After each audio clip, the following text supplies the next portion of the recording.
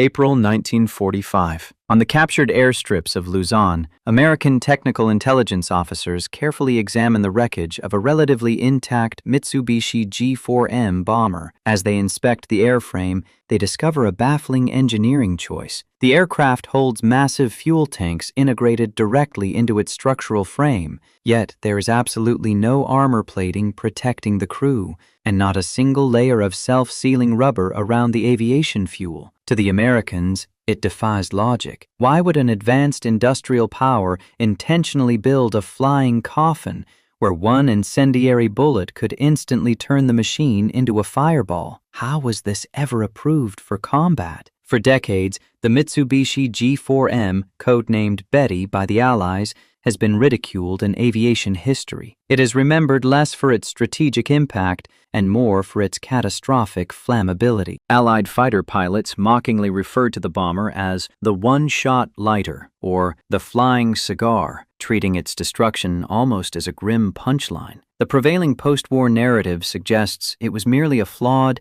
carelessly designed machine, born from a systemic disregard for human life. But that mockery obscures a terrifying historical reality. The Betty was not a mistake, nor was it the product of bad engineering. It was a highly calculated, ruthless, technological gamble. In the opening months of the Pacific War, this exact design allowed the Imperial Japanese Navy to project power across staggering, unprecedented distances. It paralyzed Allied fleets and helped conquer vast ocean territories that Western strategists confidently believed were entirely out of reach from land-based air attack. The fragile aircraft that ended up burning so easily in the skies over the Solomons and New Guinea was the very same machine that made the initial Japanese blitzkrieg possible. This paradox sits at the heart of the Pacific Air War. How did the uncompromising pursuit of a single strategic advantage force a brilliant engineering team into making a fatal compromise? And at what precise point in a brutal conflict of attrition does a war-winning weapon inevitably become a death trap for its own creators? To understand the genesis of this fatal compromise, one must first look at a map of the Pacific Ocean in the late 1930s. For the Imperial Japanese Navy, the vast expanse of water stretching from Tokyo to Hawaii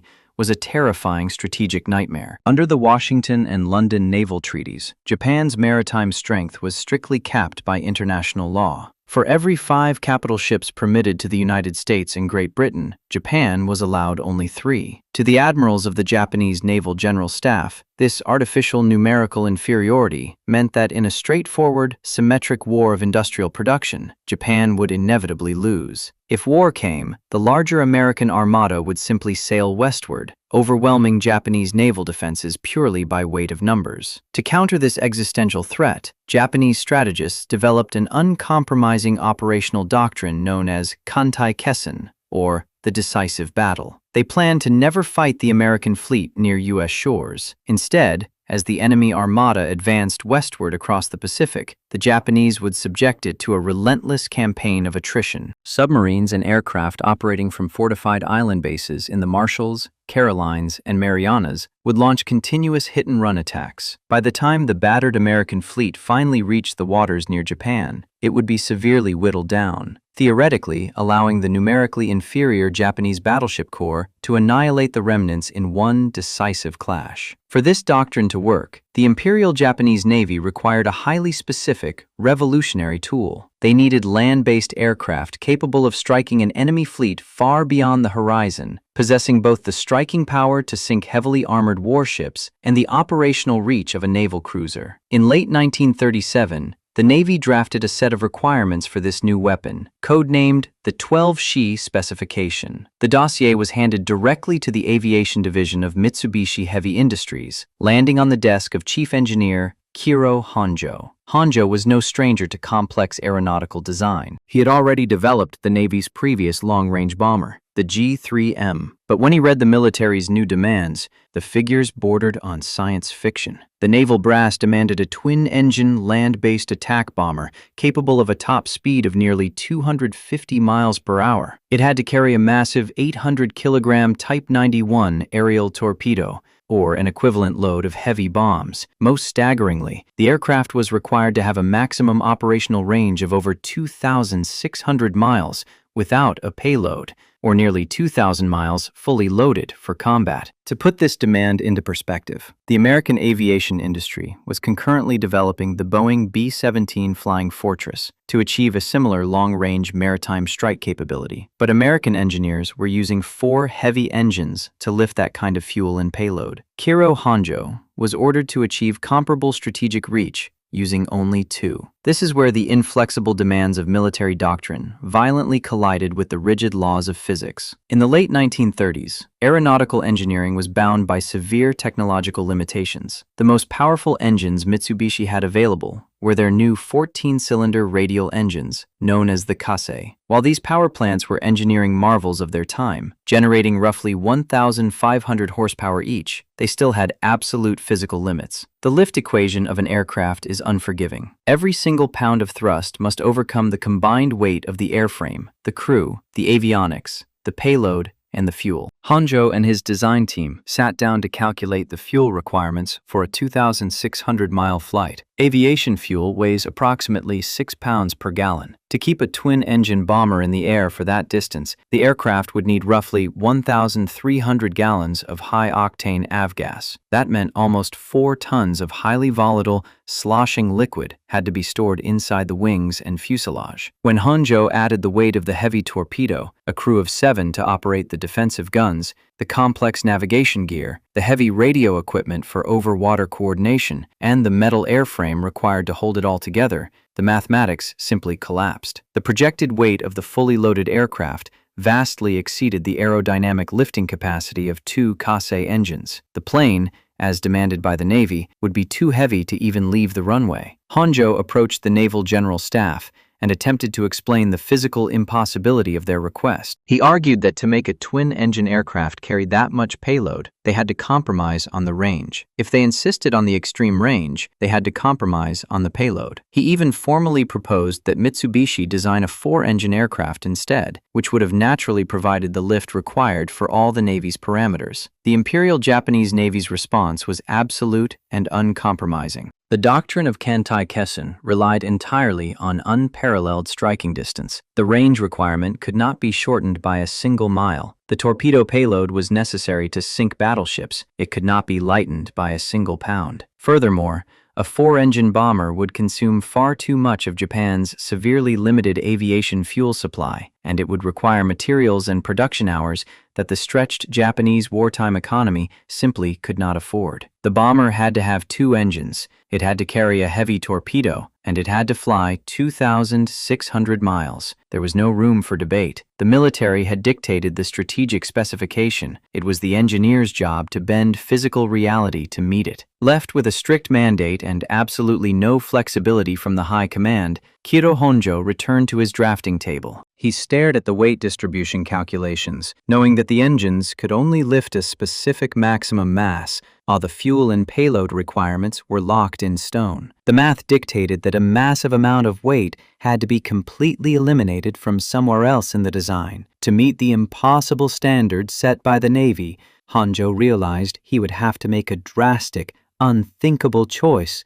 about what to strip away. If the engines could not be enlarged, and the payload could not be lightened, the only variable left to manipulate was the structure of the aircraft itself. Kiro Honjo began systematically stripping away anything that did not directly contribute to keeping the bomber in the air. He targeted the very components designed to keep a flight crew alive. First, out went the armor. He completely eliminated the heavy steel plating normally installed behind the pilot and co-pilot seats. He removed the defensive bulkheads meant to shield the navigators and tail gunners from incoming shrapnel. But the most significant and ultimately fatal weight reduction came from the fuel system. By the late 1930s, Western aviation designers were increasingly adopting self-sealing fuel tanks. These utilized layers of untreated rubber that would swell and plug punctures when exposed to aviation fuel, preventing fires. But that heavy rubber shielding was a luxury the mathematics simply would not allow. Honjo discarded the concept of self-sealing tanks entirely. Instead, he utilized a highly efficient, though incredibly dangerous, structural approach. He designed massive, unprotected fuel cells built directly into the hollow cavities of the main wings. The internal wing structure essentially became one giant, unshielded container for 1,300 gallons of high-octane aviation fuel. This ruthless engineering choice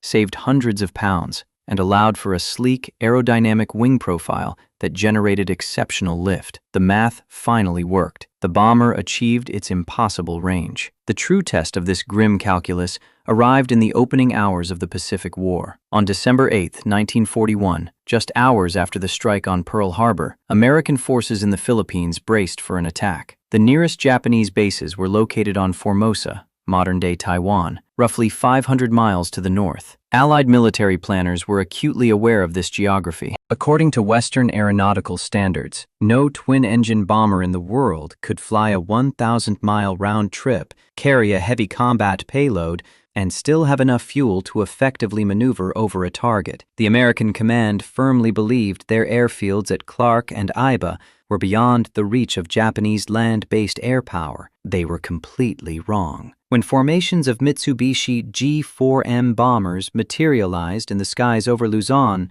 they shattered the myth of Western technological superiority. The bombers had not only traversed the impossible distance, but they arrived with enough fuel reserves to maintain tight formations, execute precise bombing runs, and safely return to Formosa. Grounded American aircraft were caught completely off guard and decimated. In those opening months, Honjo's extreme design was a brilliant tactical success. The aircraft's staggering reach paralyzed Allied naval movements and allowed Japanese forces to project a lethal dome of air cover over the South China Sea, Malaya, and the Dutch East Indies. It was a temporary triumph of pure engineering, fulfilling the exact requirements of the Navy's strategic doctrine. Japan had secured absolute dominion over the vast Pacific frontier, but they had purchased this unprecedented operational reach by embedding a death sentence into every single airframe, setting the stage for a massive operational shock once the enemy finally took to the skies. Just 2 days after the shock of Pearl Harbor, the operational reality of Mitsubishi's radical design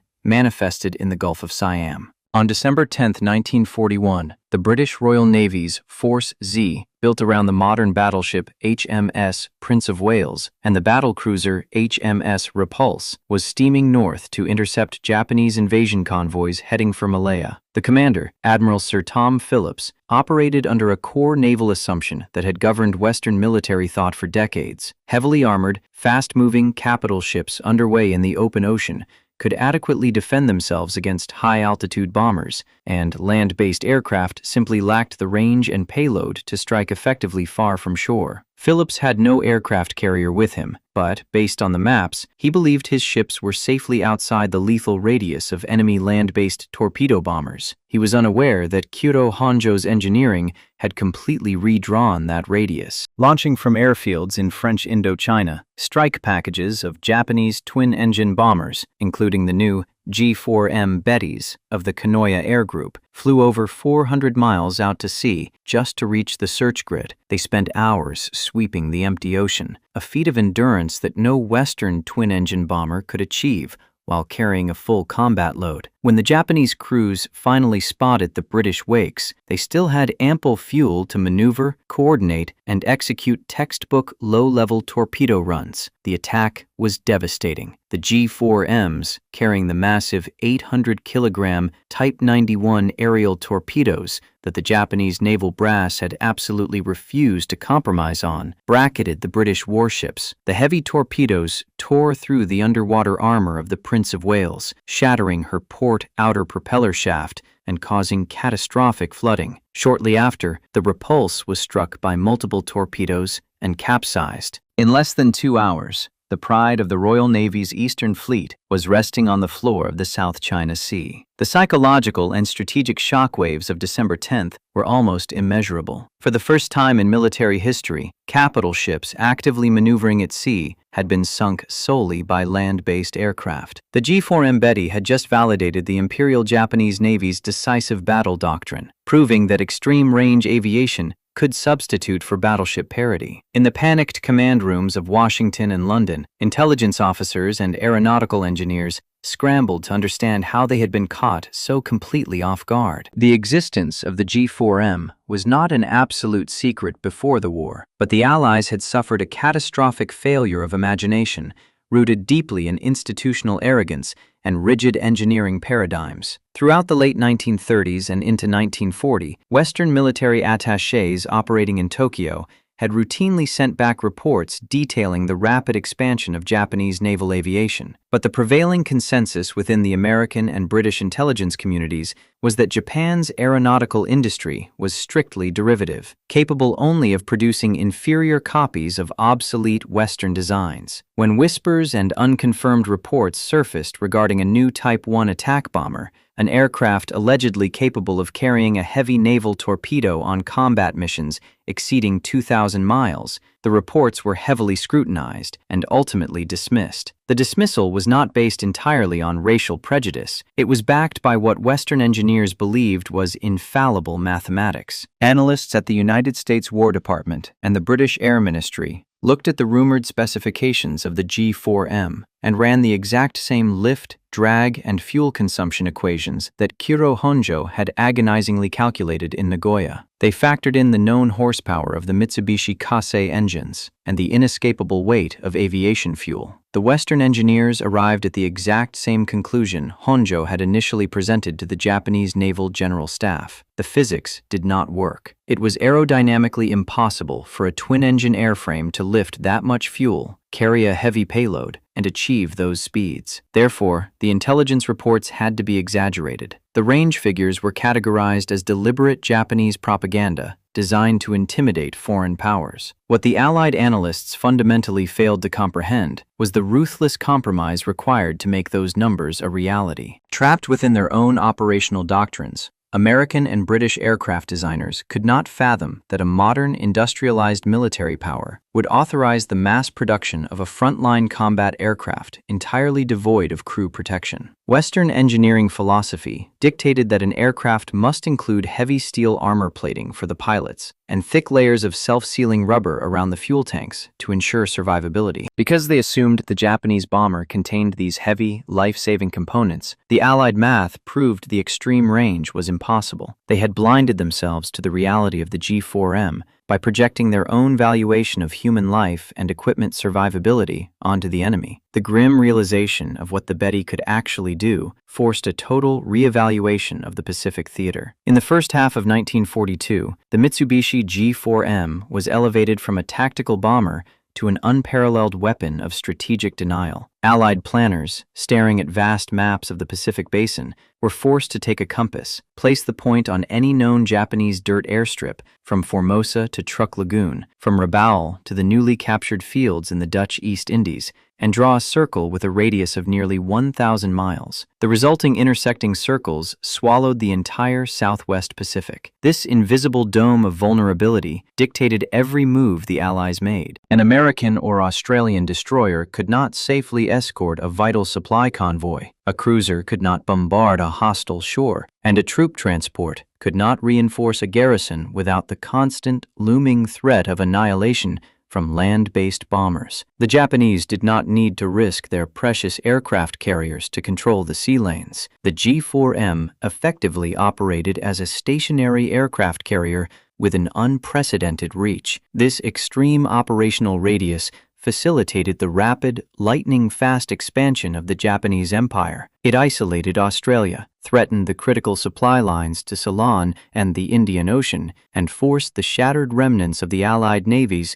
to operate at the absolute periphery of the Pacific. Honjo's ruthless weight-saving measures had achieved exactly what the Naval General Staff had demanded. The G4M was winning the war of distances, but this dominance was predicated on a highly specific set of environmental conditions. In the opening months of the war, the Betty operated in skies largely devoid of coordinated, heavily armed interceptors. The Allied fighter squadrons they encountered, flying obsolescent Brewster Buffaloes in Malaya or early model P-39 Airacobras, were often caught on the ground, outmaneuvered, or operating without early warning radar. The G4M's lack of armor and unshielded fuel tanks did not matter if the enemy could not effectively shoot back. The design was a mathematical gamble that relied entirely on hitting the enemy from afar and avoiding sustained combat. That delicate operational environment shattered in August 1942, when United States Marines landed on the remote jungle island of Guadalcanal in the Solomon Islands. They seized a partially constructed Japanese airfield, renaming it Henderson Field. This tiny strip of coral and dirt became the geographical anchor of a brutal 6-month campaign of attrition. To neutralize the American beachhead, the Imperial Japanese Navy was forced to launch daily bombing raids from their primary stronghold at Repulse on the island of New Britain. The distance from Repulse to Guadalcanal and back was over 1,200 miles, a grueling, exhausting flight over open ocean that only the G4M Betty and the A6M0 fighter could make. Once again, Honjo's extreme range was the only thing allowing the Japanese to project power over the combat zone. But the skies over Guadalcanal were fundamentally different from the skies over Malaya and the Philippines. The Americans had established a network of coast watchers hidden in the jungles of the Solomon Islands, who radioed the exact heading and altitude of the incoming Japanese bomber formations hours before they arrived. Furthermore, Henderson Field was equipped with early warning radar. The element of surprise, which had insulated the fragile Bettys during the Blitzkrieg phase, was gone. More critically,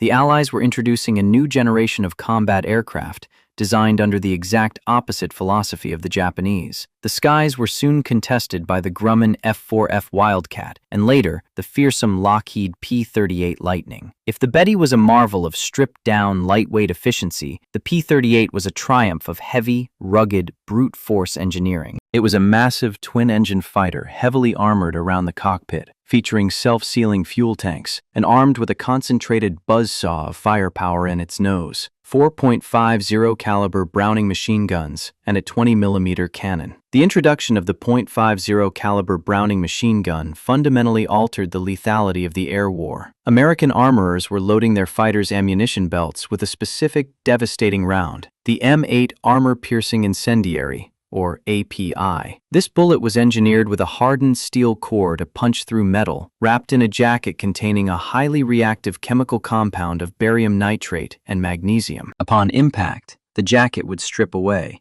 and the chemical compound would ignite at thousands of degrees, spraying a cone of white-hot fire into whatever the bullet had just penetrated. The collision of these two aircraft, the heavily armed, incendiary-firing American fighters and the unarmored, fuel-laden Japanese bombers, was a violent clash of incompatible engineering doctrines. The Japanese crews of the Kanoya and Masala air groups, veterans of the China War and the Pearl Harbor strikes, were flying into an airspace perfectly calibrated to exploit their aircraft's single, glaring vulnerability. The tactical reality of this clash unfolded rapidly over the waters of Iron Bottom Sound. In the early weeks of the Guadalcanal campaign, American fighter pilots employed standard interception tactics. They approached the incoming G4M formations from the rear, aiming for the engines to disable the bomber or sweeping across the cockpit to eliminate the pilot. The Betty, despite its size, was surprisingly agile. Its aerodynamic frame and light weight allowed it to maneuver aggressively, sometimes evading direct passes, while its 20mm tail cannon provided a sting that forced American pilots to approach with caution. But in the chaotic, high-speed geometry of aerial dogfights,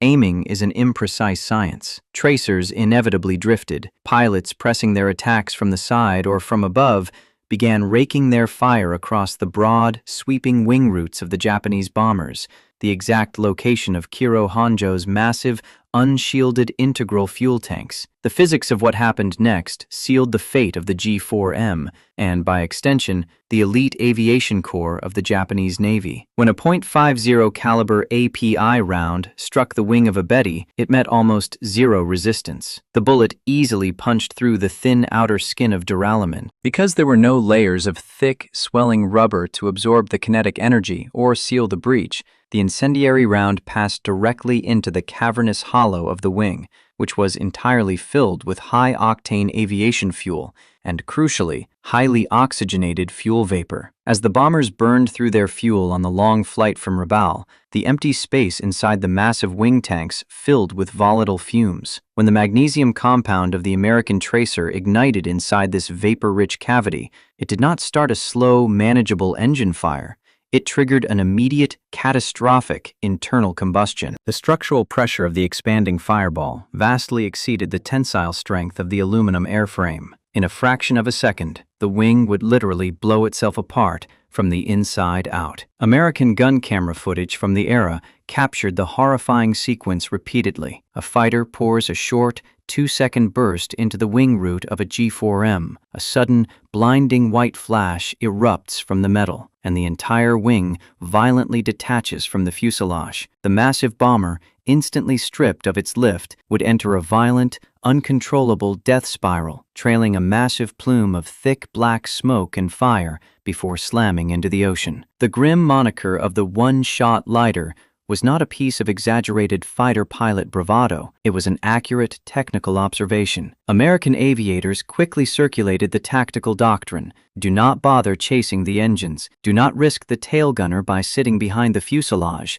Just put a burst into the thickest part of the wing, and the aircraft will do the rest of the work for you. Over the skies of the Solomons and New Guinea, the Imperial Japanese Navy began hemorrhaging its most valuable, irreplaceable asset, its highly trained, pre-war veteran air crews. A single burst of machine gun fire was erasing 7 men at a time, taking down pilots and navigators who had required years of rigorous training to master the complex, over-water navigation required by the decisive battle doctrine. The aircraft that had built the Empire's defensive perimeter was rapidly bleeding it dry. In the command centers back in Tokyo, the staggering casualty reports from the frontline squadrons forced the Naval General Staff into a terrifying realization. Their invincible weapon was slaughtering their own men, triggering a desperate and ultimately doomed scramble to fix an engineering flaw that was built into the very bones of the aircraft. The staggering loss of these pre-war veteran crews exposed a fatal flaw that went far deeper than Kiro Honjo's blueprints. The missing armor and the unshielded wing tanks were not merely technical oversights. They were the physical manifestation of a catastrophic doctrinal blind spot. The Japanese Naval General Staff had built their entire Pacific strategy on the premise of a short, decisive conflict. In their rigid calculations, they simply had not accounted for the realities of a prolonged war of attrition. They viewed the aircraft as the primary weapon, fundamentally failing to recognize that the 7 highly trained men operating it were infinitely more valuable and much harder to replace than the aluminum shell carrying them. As the meticulously trained aviators who had executed the Pearl Harbor and Malaya strikes plummeted in flames into the Pacific, panic finally set in. The Japanese High Command abruptly reversed course, ordering engineers to do exactly what they had previously forbidden: add protection. In a desperate scramble, later variants of the bomber were heavily retrofitted. Mechanics bolted steel armor plates behind the cockpit seats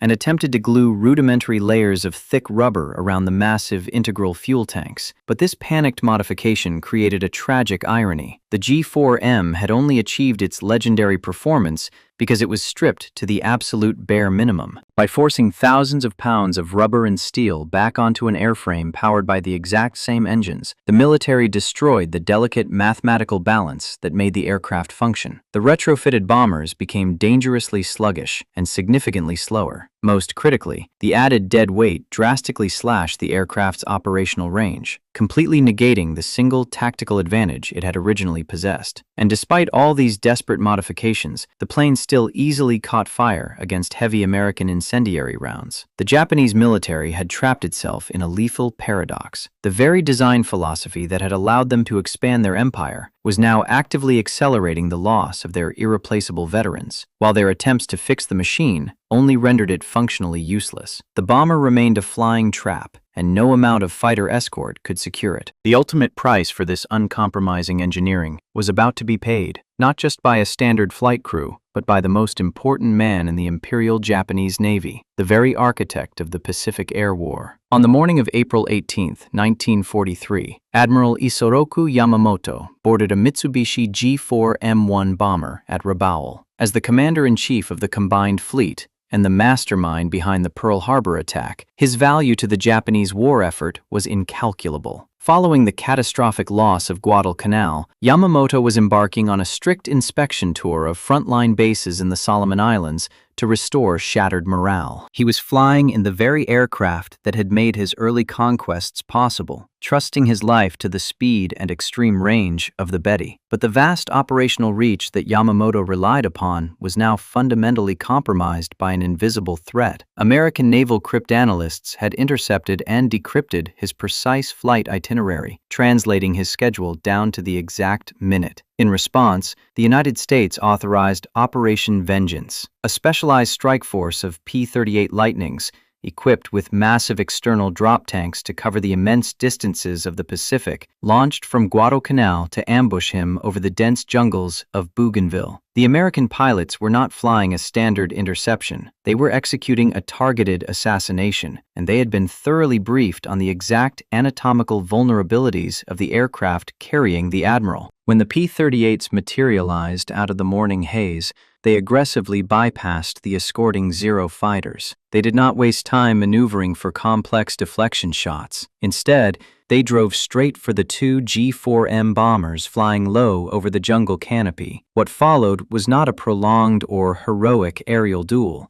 It was a brief, clinical, and highly calculated exploitation of Kiro Honjo's fatal engineering compromise. The American Lightnings closed the distance and unleashed concentrated bursts of .50 caliber incendiary fire directly into the sweeping wing roots of Yamamoto's bomber. The aircraft's inherent lack of heavy armor offered absolutely no resistance. The rounds easily sheared through the thin duralumin skin, instantly finding the cavernous, unshielded integral fuel cells. The violent, explosive reaction that had already claimed hundreds of veteran Japanese crews now consumed the Empire's greatest strategic mind. A massive fireball erupted from the right wing as the vapor-rich tank detonated from the inside out. Stripped of its structural integrity in a fraction of a second, the bomber violently pitched downward, trailing an inescapable plume of thick black smoke and fire. The G4M plunged into the dense canopy of the Bougainville jungle. Yamamoto was killed upon impact. When the government in Tokyo announced his death to the public weeks later, the psychological blow to the Japanese Empire was absolute and irreparable. The mastermind of their naval strategy had been eliminated, not by a battleship broadside or a massive fleet engagement, but by the fatal mathematical flaw